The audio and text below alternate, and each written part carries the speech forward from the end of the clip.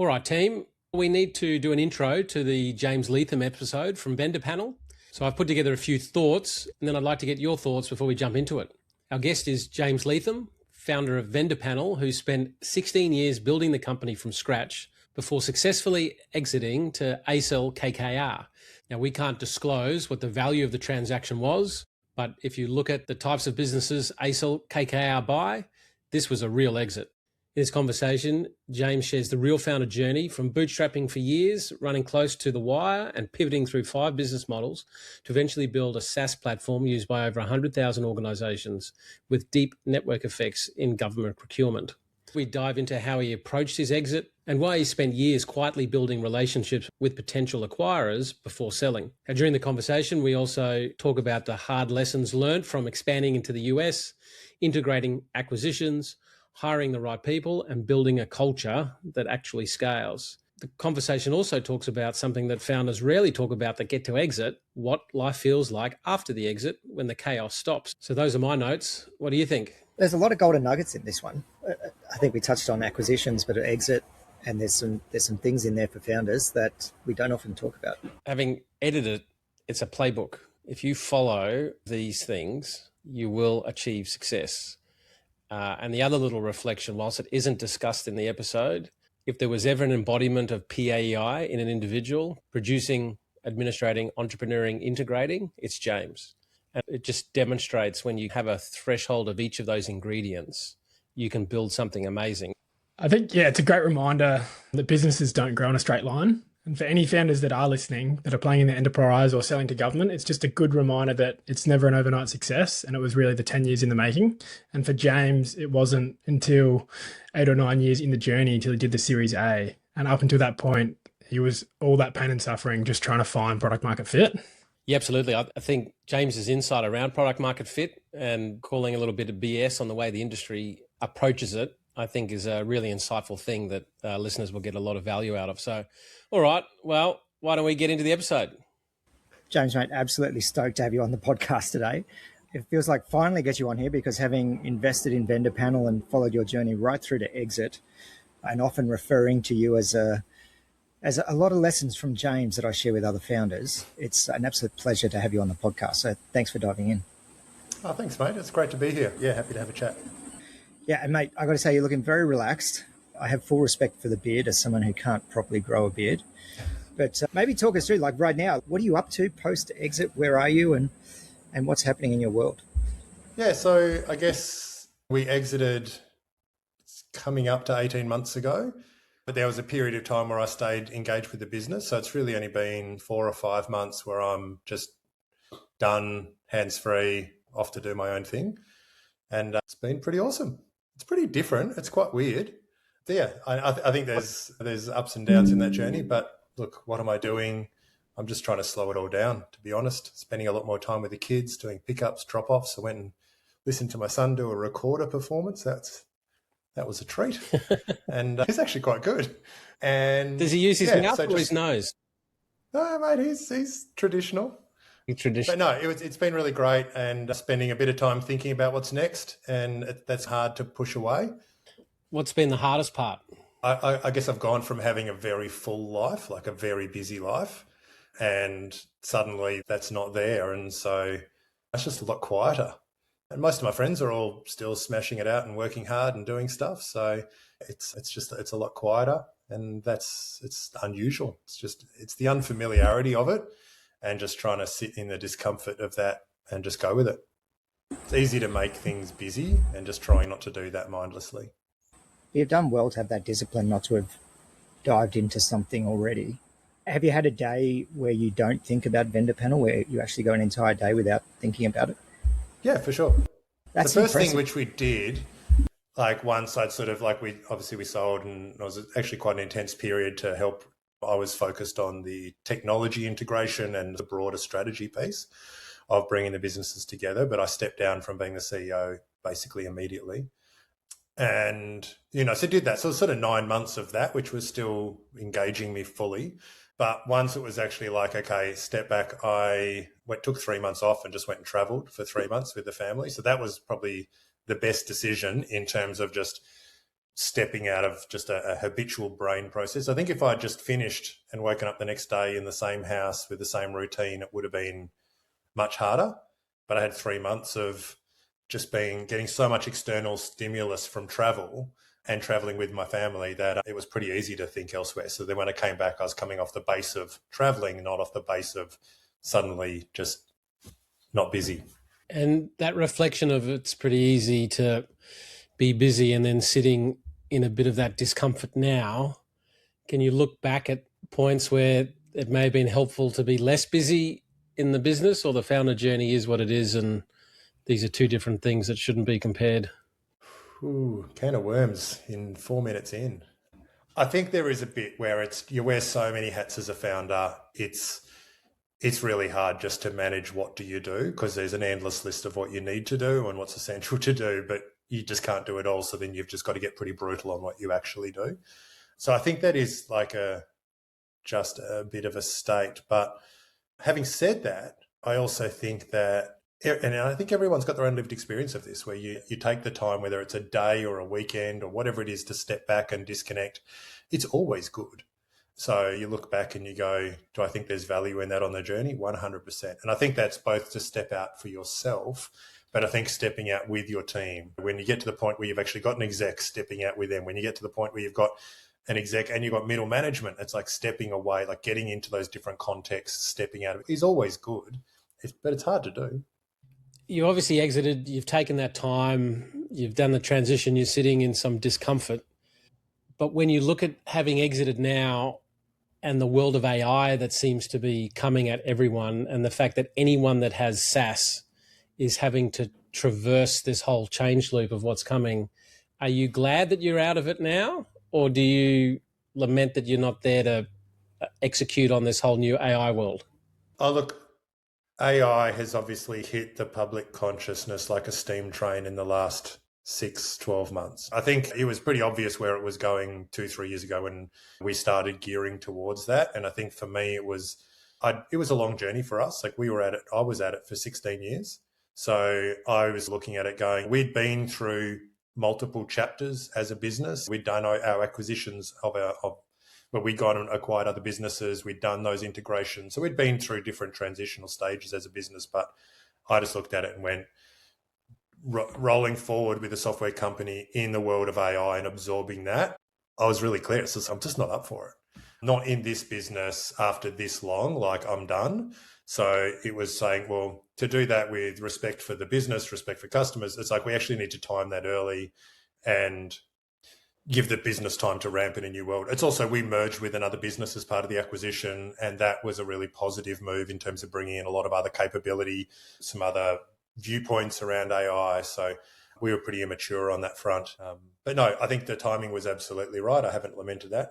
I won't go so far as to say I forecast the public market pricing changes that have happened that'll no doubt flow through to privates. That wasn't part of my headspace. So yeah, that is what it is. Definitely the technology piece was like, am I up for another 5 years run? Yeah, I think that point's really interesting, James, just because even in our role, like the amount of uncertainty and like the constant having to relearn the skills to just do our role, I can totally understand why you'd be feeling like that. But then just to tie this back to like software businesses, like I look at your company and I think the company that has taken that over from you and taken on your role, they're only in a great position just because of the underlying business that you have. You sell to government. AI doesn't make that any easier and you're already in there. I think as far as businesses go, it's in a really great position. Like you think to my view, it's like, what are the businesses that are going to be resilient to these changes in terms of just getting wiped out? It's governance, compliance, highly regulated spaces. There's a certain kind of resilience in that.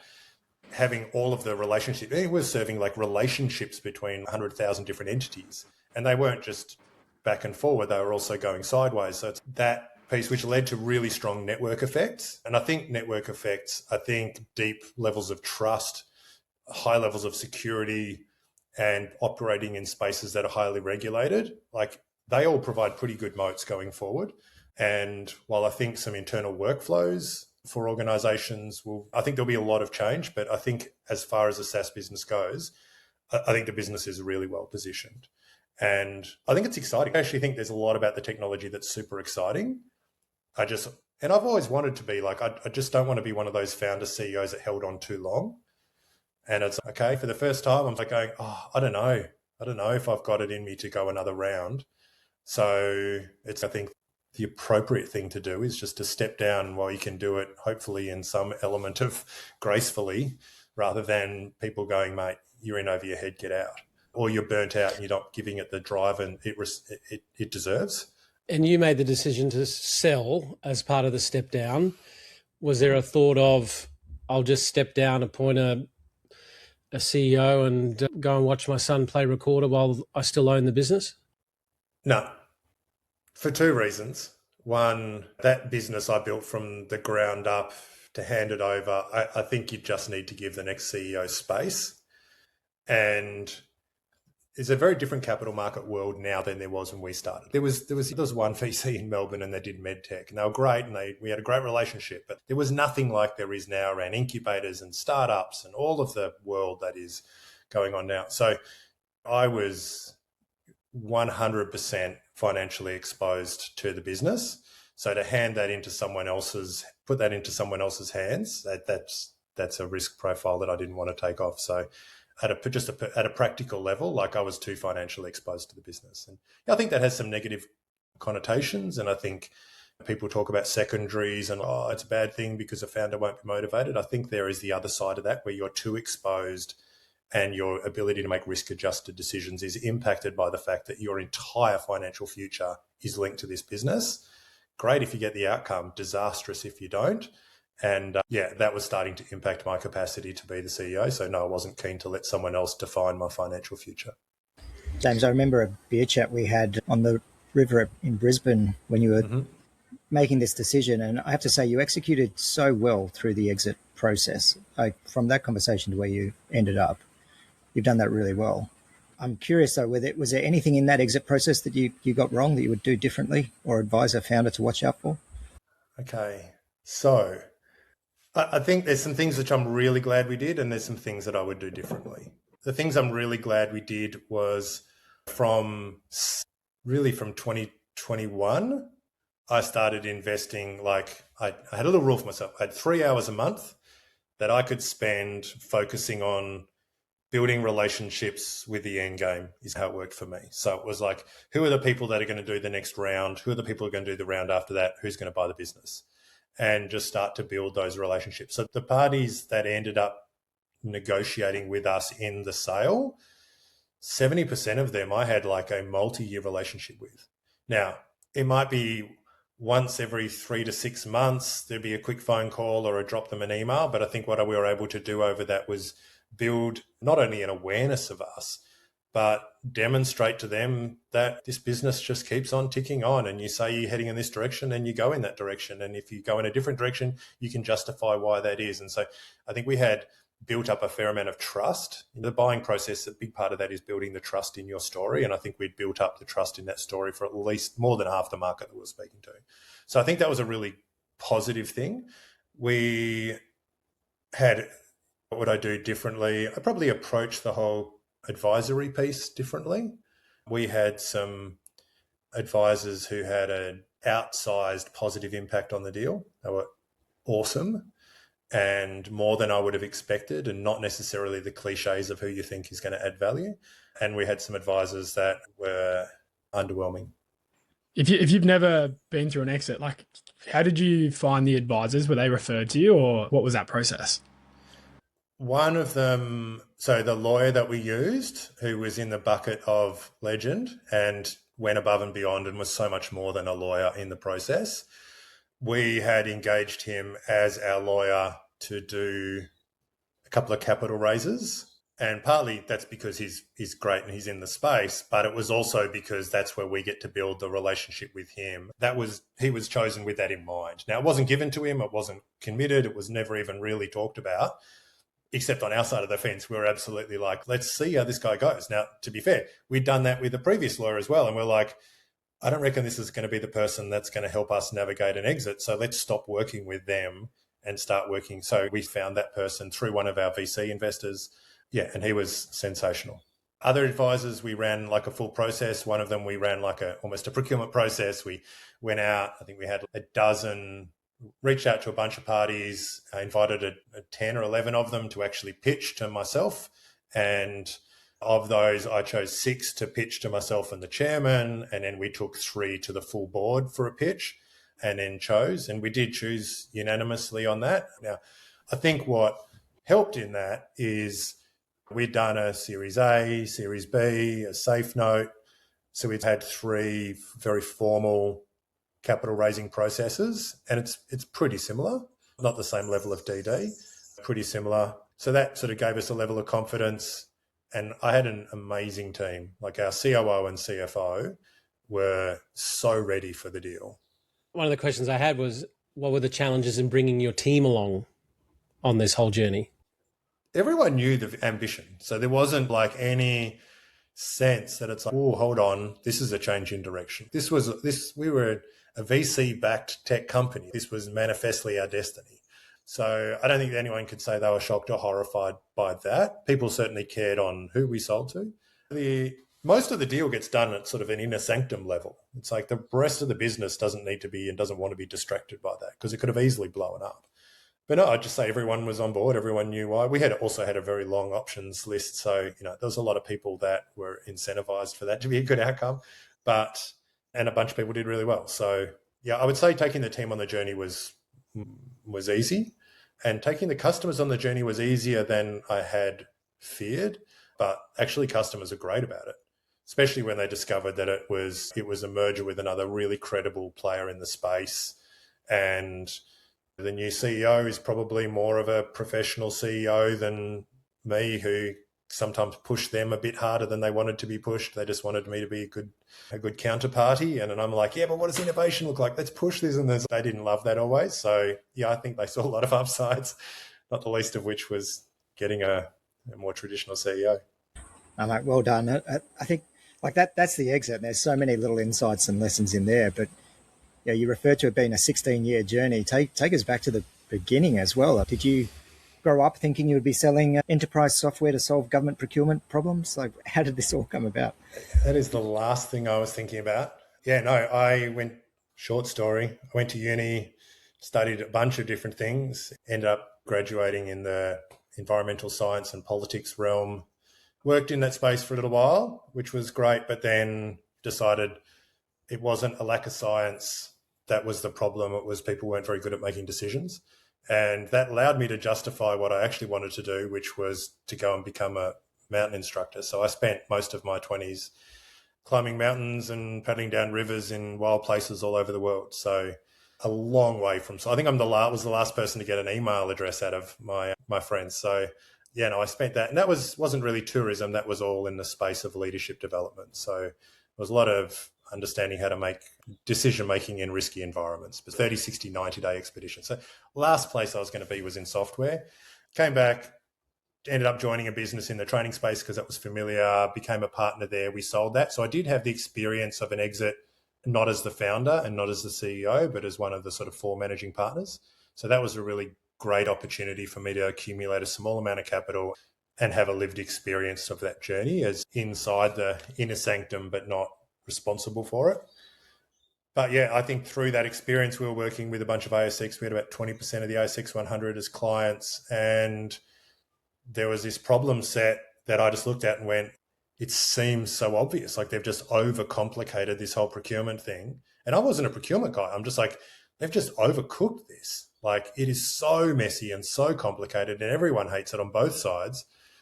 Why wouldn't we just simplify? And I had a sort of an insight to some of the certain dynamics that are pervasive in some areas and not in others.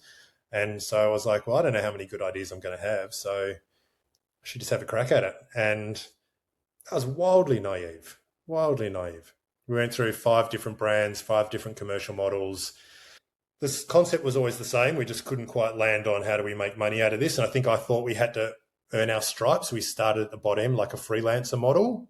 We didn't have any other capital to actually get that off the ground. So that kind of sucked. We won all these People's Choice Awards, but we didn't make any money. And then our first customer ended up being 150 government agencies in one go. And so I was like, all right, so this is actually where we should play. And I actually knew more about that problem. I'm not a consumer guy. So, yeah, we did that. And then we bootstrapped it and groveled along. I think we did it harder than I would ever recommend to anyone in terms of how close we ran to the wire for a long time, in terms of not getting paid or getting paid miserable salaries and things like that. And then it wasn't until so that was 2008 we started. 2010, we actually landed our first proper legitimate customers, profitable by 2013. By 2015, we'd started winning state government contracts against global tier ones or taking them out as incumbents. So we knew we had something at that point. And then 2018, we did a Series A. And that was when we became the quintessential startup. Before that, we'd just been a small Australian software company slugging it out against people that were so much more sophisticated than we were. They just built ugly software that was horrible to use. Mate, I want to pull on a thread in there. I remember Don, Elaine Stead and I flying down and meeting you in your Melbourne offices before we invested. And I think from memory, most of that conversation had nothing to do with the business. It was actually your background in adventure and that leadership aspect. And you said something just before, which was the ability to make decisions in risky environments. So you've stepped into building in a sector that you didn't know much about or had experience in. But can you speak through like that background in the adventure leadership space? Can you just speak to how you believe that made you a better entrepreneur or able to take that step forward? So it wasn't ever, just to pick up on that, so it was never adventure tourism. So I was taking people out and it was a training program. We were operating at a certain level of expectation about how hard we could push people, right? So it's hard to push a tourist. But that people were there to learn and develop skills. So we had the prerogative to do our best to help them learn those skills. We were working in the Arctic Circle up on the Alaskan Yukon border for 50 days. And we had 1 to 100,000 map and not a lot of ground tail. So you were just making decisions all the time. And those environments are not just beautiful and amazing and awe-inspiring, but Mother Nature has the capacity to absolutely kick your ass. And sometimes that's dramatic and in your face, and sometimes she just grinds you down. And through that, you've got to stay in touch with the full unit of the team and where are people's energy at, where's their spirit at, where's their capacity to think rationally and make good decisions. So it's like understanding the people in that space and then making decisions and trying to be responsible for like, where am I at? Am I getting cold and starting to make impaired decisions, or am I getting emotional and starting to make impaired decisions? So this just requires you to be super tapped into yourself and the people around you and the environment that you're in and trying to compensate and adapt accordingly. And when I started the business, I had this, the way you bankroll that lifestyle as a side thing is you do corporate development stuff. So I'd taken out like CFOs of global tier ones and 4 or 5 day things. And I'm looking at it going, it doesn't seem that hard, but what do I know? I've never even been in a boardroom. I didn't even own a suit before I was 30. So I was intrigued. Is it the same? Like it seems like it should be. Like it's still people, it's still making difficult decisions with not enough information where the consequences are real. The feedback's a little bit like no one dies from making a bad software decision. They just lose money. So that's a little bit softer in that respect. But it's a good training ground for it. It's an amazing training ground for it. So yeah, I think the parallels are everywhere across the business, but it's mostly about people in the context. So with that background and pushing people in a leadership development point of view and being more on the theoretical side, trying to help them, are there any reflections of when you were doing it for real, the theories that were either harder than you anticipated or the theories that turned out to be bullshit? Or because there's the supporting of people in leadership and then you actually become the leader and it's like, fuck, this isn't in the textbook. Yeah, no, look, I think the whole situational leadership piece, which is the sort of primary model which I used to use, totally stands up. I think the hard bit was I always being the leader I wanted to be? No.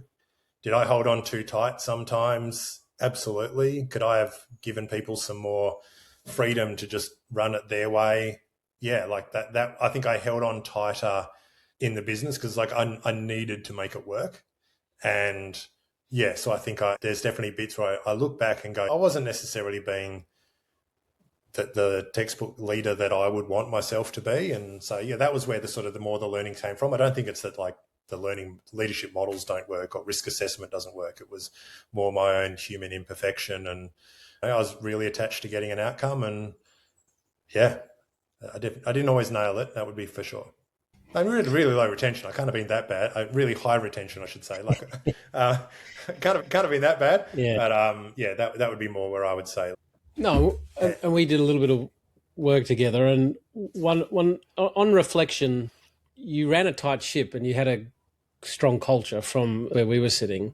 Were there some key drivers or key strategies you can share with people on how you maintained that accountability, culture, performance, functionality, those kinds of things? Yeah, so there was definitely a point in time, like when you're tiny and you're small, it's like everyone, you're all in there, you're all just working it out together. Like that culture is organically created and organically diffused across the organization. And then you get to this point, or we got to this point, and suddenly you're that much bigger. There's those more layers and disconnects, and we had to think more consciously about culture and what is it and what do we want it to be. And I think people often jump straight to the what do we want it to be, and they do it in a pretty top-down kind of way. And I think the reality is a lot of organizations have got a culture that's pretty baked in. And yeah, you just like it. You might like it, you might love it, you might not like it, but you've got to at least accommodate for it and work on it or enhance it. So yeah, we started just from outside view, what is our culture? And that was a really important, very simple, but really important step for us. And then it was just about saying, right, if that's what everyone here says it's to work here, like when things don't go right, what really matters? Culture's, it's not a poster on the wall. It's like, what can I count on? Where should I feel safe? When should I feel unsafe? What are the conversations you're not allowed to have? What are the conversations you're expected to have?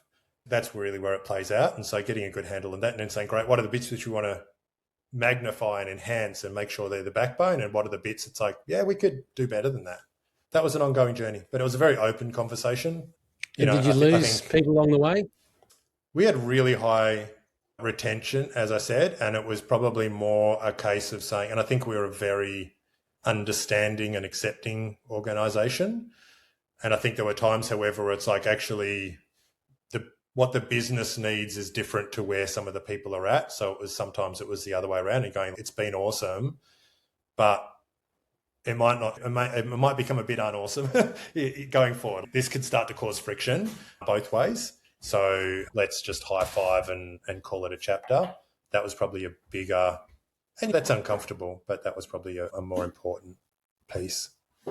And we weren't always great at that, but I think that was the key piece for us.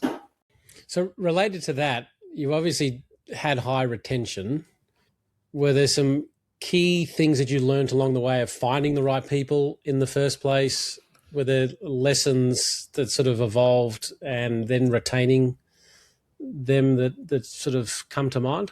There's a few different things. So one was probably just giving, at least for myself, permission to not always get it right and just see the probation period as a genuine part of the let's see if this works both ways. I think I really tried.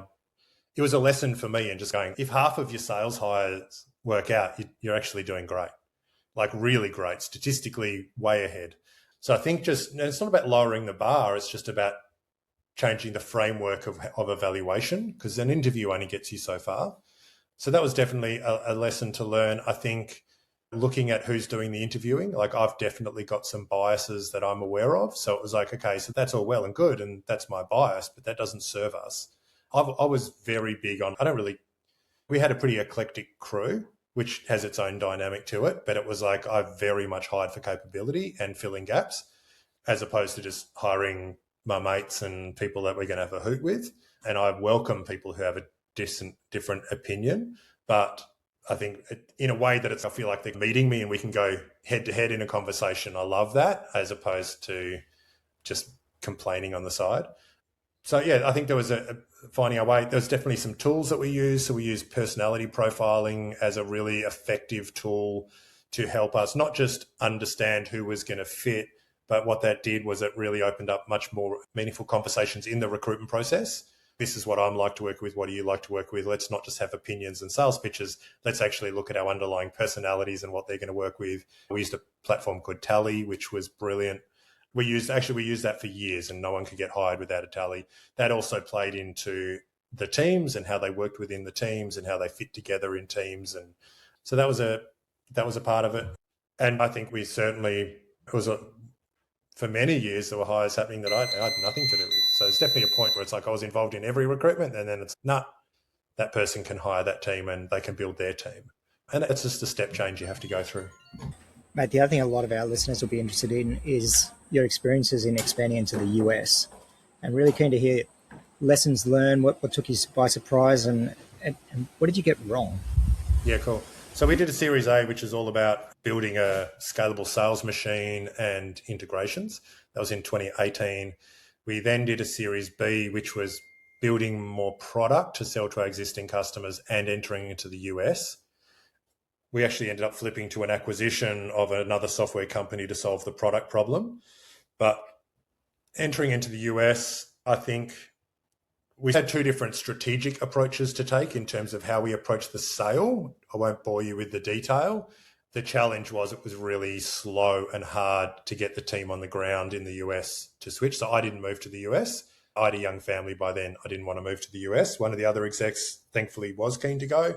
But once we'd set that on a motion of this is the angle we've got to go in, there's two quite different offerings we could take in. I was of a view that it's like, this offering isn't work. We need to switch to this other one. And it was really hard to get that transition to happen. So that was one of the things that was difficult. I think the other one is we just went in way too hot. Like it was 2021, 2022, there was money everywhere. And it was actually quite a lot of pressure on us. Like we'd grown profitably for the first 8 years of having a business. And then we'd raised capital, we deployed that effectively, then brought it back to profit, which in itself was weird at the time, but that's what we were committed to doing. We then raised again, but there was like, guys, just learn to spend money. And we lent into that. And there was a wisdom in that. It's just that we all know what happened with COVID and the like. So yeah, we just went too hard. We had 6 or 7 people over there and we were ostensibly pre-rev and it was just burning a lot of money. We ended up scaling that back to 1. And then we ended up incrementally making the chips and landing those first sort of marquee customers and doing that. But we should have just gone in with one person to do that and built on success instead of front loading it. But look, to be honest, like I think the world's changed and I think people are building businesses and they're either not raising or they're building the whole thing with 3 people. Like it's just a very different world now. But that was certainly one of the mistakes that we probably underestimate the cultural impact of having a team in a completely different time zone with a very different customer base in terms of the American-Australian differences. And they're bigger than we appreciate. I knew that going in. They were still bigger. I've lived and worked in the US. They were still bigger. So, yeah, I think getting the Australian team to be front of mind, but what does this mean for the US? What does this mean for the US? That was hard. They were very aware of what does it mean for our customers here. And there was a lot of having to remind them that but don't forget, that was painfully slow.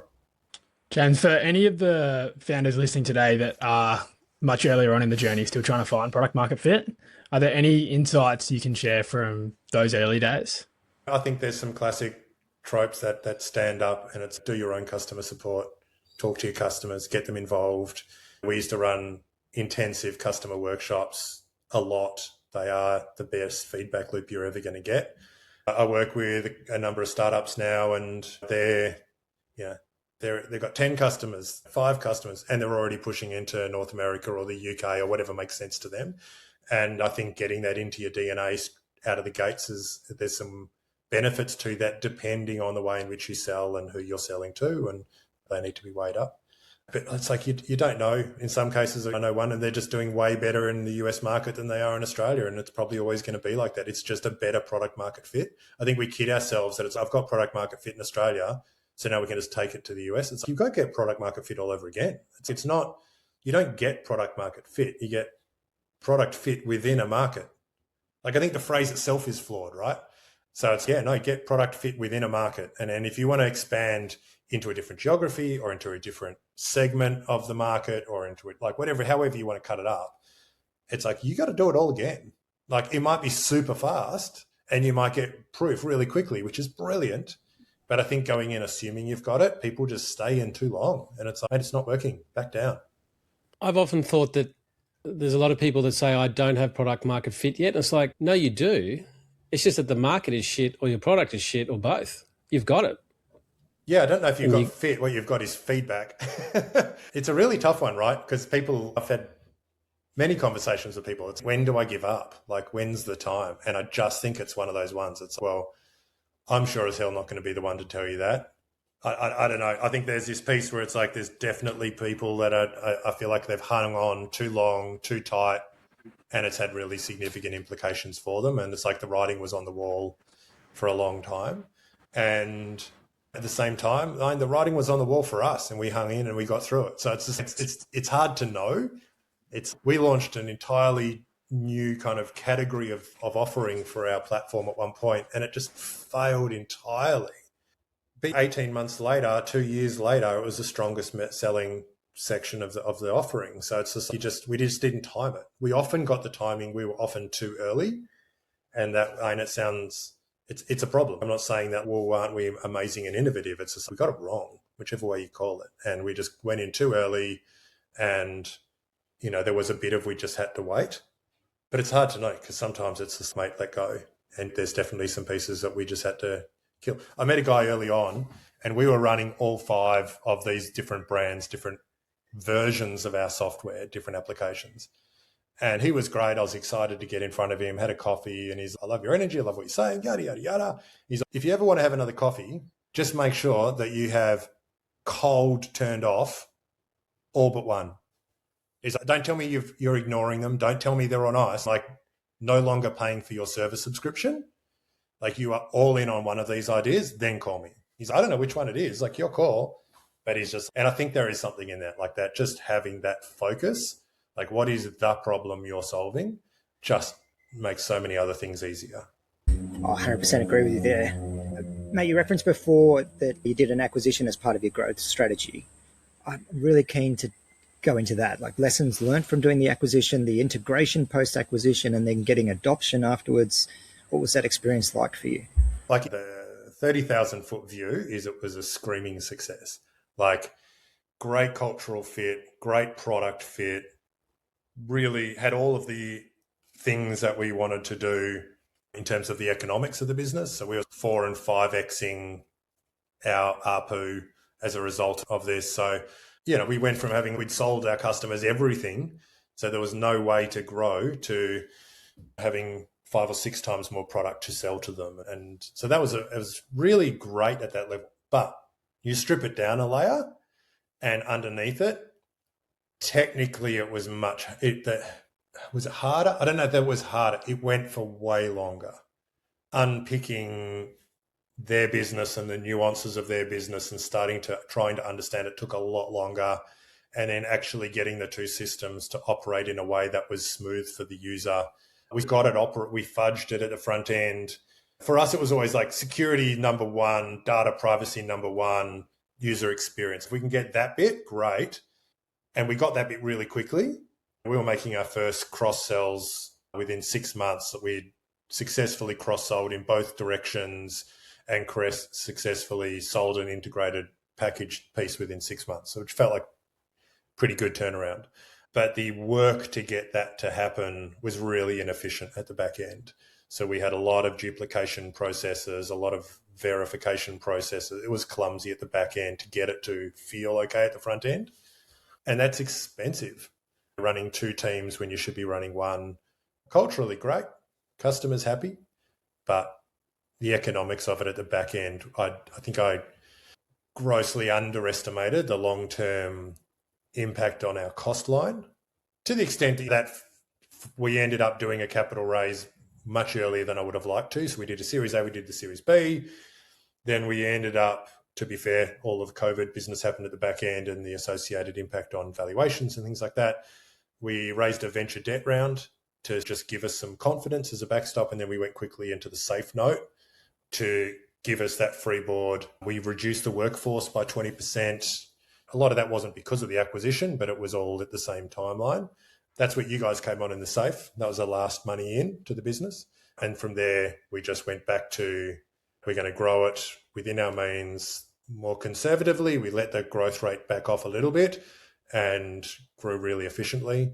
So our sort of metrics were awesome. Growth was our slowest metric. All the other metrics are amazing. But yeah, it took a long time. And then when we went to sell the business in the M&A process and the DD, that made that complicated because they're like, hold on. So we've seen the demos, we've seen what the customers say. That all sounds brilliant. How does this work at the back end? So we did it was quite a significant technical DD, which I respected, but it was like, that was the hardest bit for them. On the other side of it, talking to them, like what was hard about buying us, and they're like getting our head around the tech DD of this acquisition, because obviously you're bringing two platforms that have got their own history and legacy and trying to get that to work and how you've made that work. Because they're like, oh, great, there must be heaps of savings in here. And it's like, no, wait, no, I know it looks like that, but you can't do that. And they've worked through a bunch of that, but yeah, it was slow. At the time, the board didn't care because the sales were going great. So, but operationally, it was tough. A lot of our listeners will either have raised capital or going to raise capital. The lessons you got from choosing investors to come on board, like anything you can talk to around there? Yeah, so I'm really grateful for the investors that we had around us. And I know that's not everyone's experience. And it was definitely a journey for us as well. So we originally went out to raise capital to do our Series A. We had a much better response than I'd expected from much bigger brands than I had expected. So that was quite exciting and humbling. But yeah, there's a very specific point for me. We'd been through multiple ICs, we had term sheets, and I'm sitting down with kind of the lead party, and they were looking at it just going, we love blah, blah, blah, blah, blah. The only thing we don't like, and it's a problem for us, is I want you to take your 5-year projection and just tell me how much money you need to do it in 12 months. And it's, if you're honestly going to ask me that question, this is a train wreck waiting to happen. Like the nature that our customer base, the way they make decisions, we're mostly with government, large corporates and things. So you can't, pouring more money at it doesn't change it. So yeah, I actually called her and just said, look, I went away, thought about it, went back and said, I think this is a divorce waiting to happen. So whilst I like you, I don't think we should do that. He got upset, but not in a bad way. He's, I'm supposed to be the one saying this. I agree with you. I just really like the business, but I agree with you. It doesn't fit our mandate. So can I actually introduce you to some guys I think would be really good for you, which was EVP out of Sydney. And so that was great. I didn't know them, didn't have a relationship with them at all. He introduced us, went and did it. And it was a bit of a train wreck of a pitch in terms of a whole bunch of comedy of errors of aircon lights going out, electricians walking through. Like it was a very interrupted pitch. But they came in and said, we want to take out the whole round. We ended up bringing on Lee Jasper and Rob Philpott, who had just exited from Aconex to Oracle. And they were great as an offset. So we had these really strong, EVP were awesome VC backers. And then we offset those with some people that had some former founders that had gone through the trenches. And so that was really great for me to look at not just what does the business need. And EVP were great and very generous in sharing what was working across the portfolio that we could learn from.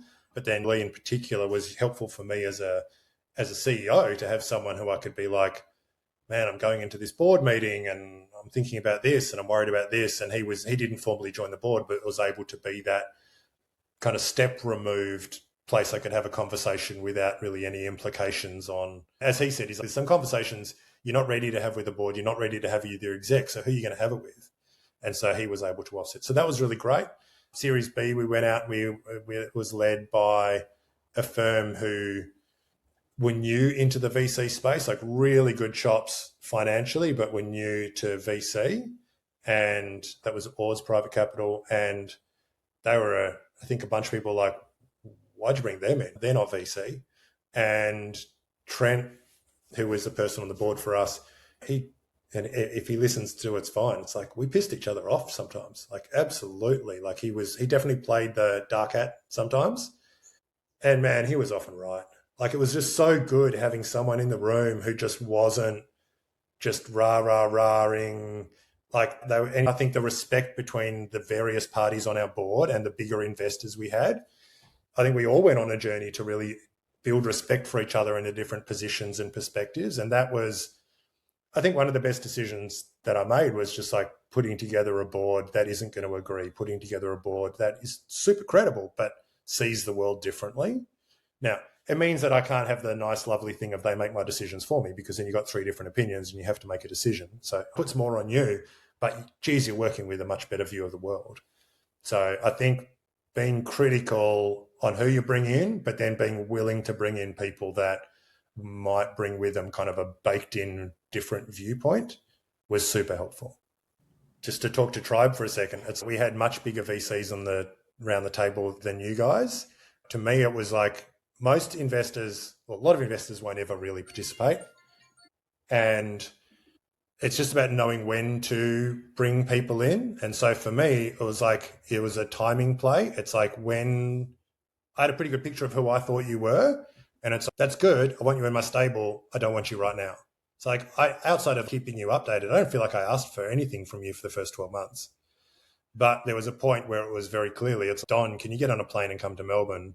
Because we need some external invested in our success, but not invested in the detail of it, to come in and facilitate a process for us, which was really about their transition towards having a whole middle management layer, which was just a growing up process. And it's like, me running that process is counterproductive, because I need to be one of the participants in this process, and I need to stand shoulder to shoulder with my exec team and with my management team. So I can't run the thing. And I don't want just some person who's coming in at $2,000 a day and then they fly off. So that was, to me, that was just that, like, great, this is when how you guys get to shine. Come in, help us out. That was transformative for us. And you stayed engaged on that thread, but then there was a whole bunch of other stuff. And it's not for this, I'm not going to Tribe, I'm going to 5V, I'm going to someone else. And so for me, it was just really useful to be really clear. And I would have that conversation pretty upfront with them. When am I calling you? What is the bit you're best at that is going to be useful to me? And what's the stuff that you're not best at and I shouldn't bother you with? And like creating, I had a bit of it wasn't even a mental map. I had notes, like a drawing. I was like, for these things, these are the buckets that are my problem sets and who's relevant. And investors and non-investors and peers, other CEOs. To me, that was just like, what is my resource map? Because there's a reason people talk about being a CEO as a lonely gig. So it's just like, well, you can be lonely or just see it as another problem and backfill it and go, cool, I don't want to be lonely. I want to be surrounded by awesome people who are, like, for whatever reason, motivated to be kind and helpful. And so that's part of how I saw raising capital. I also saw it in terms of building a CEO community and different things like that. And just in that, the way you framed it around that transition of bringing the middle management piece in, and that's just a core part of what we try and help with in that transition. But in hindsight, with some of that process, what were some of the things that still stick top of mind for you? Like, other founders often struggle with that transitionary middle management bit, delegation versus abdication, authority, accountability. Are there just any things that come to mind around that? I think what would have been more useful is if we'd done that at the point of actually creating an executive team. Like, middle management was like fair way down the journey. You weren't in our orbit at that point, but if you'd been around when it was moving past the Jamie show to having an exec team, and that would have been just to even set up structures and boundaries, and that would have been really helpful.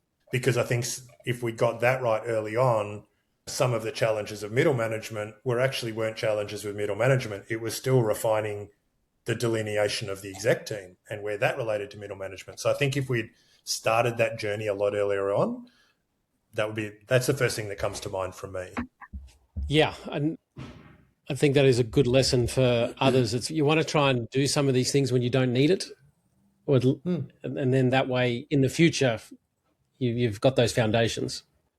Yeah, and I actually think it would be great to almost, and like we couldn't afford to do it professionally, and I don't think we had anyone in our orbit at the time that would have worked. But I actually think having the space, and maybe it's not an investor, but maybe it is, the space to actually almost have a coaching type conversation about how we're going as an exec, and having that really early on, that would have been, and have that as an ongoing piece. Like we spend so much time talking about how we're going to build and refine the business. And us as an exec, by our character, we talked about it a lot, but it would have been really valuable to have someone externally to help frame and position that.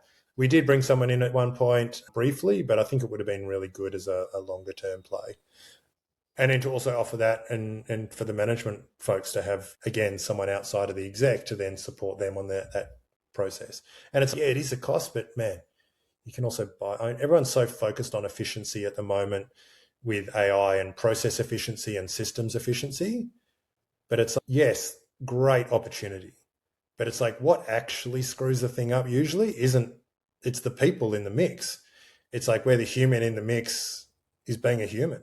And they will be, and we hope they continue to be. So I think spending more time thinking about the culture of how we make decisions, how we work as a team, how we operate, how we delegate, things like that. I think doing that more thoughtfully and upfront would be really a good investment.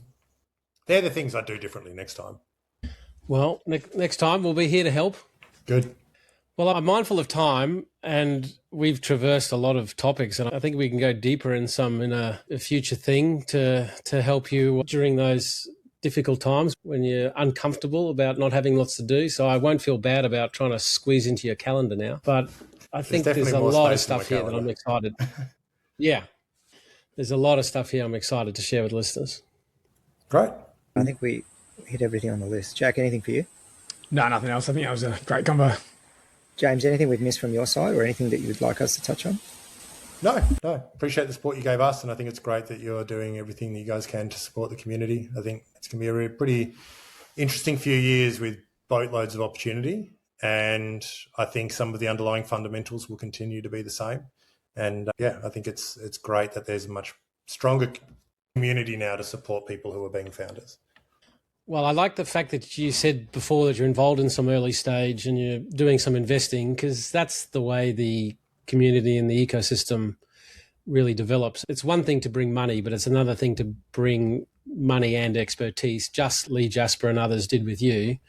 I'm excited for those in your orbit that get your assistance. Oh, and it's exciting for me too. Like, people are doing some pretty awesome stuff.